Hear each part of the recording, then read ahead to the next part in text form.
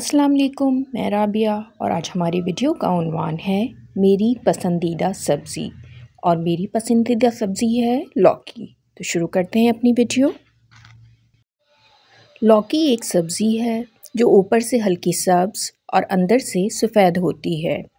ये मुख्तलिफ़ साइज़ और शक्ल की होती है, मगर ज़्यादातर लंबी और बैज़वी शक्ल की होती है।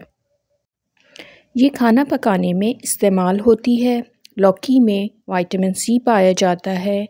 इसके अलावा इसमें वाफिर मक़दार में कैल्शियम, आयरन, जिंक, पोटाशियम और मैग्नीशियम भी पाया जाता है। ये सब्ज़ी सारा साल मार्केट में दस्तयाब होती है। ये मुख्तलिफ़ शक्लों में पकाई जाती है। लौकी का हलवा एशिया में बहुत मशहूर डिश है। लौकी का जूस भी बहुत तिब्बी फ़वाइद का हामिल होता है। लौकी का इस्तेमाल बुखार, खांसी, दर्द और दमा में मुफीद रहता है। कब्ज़ की तकलीफ़ में लौकी खाना फ़ायदेमंद होता है।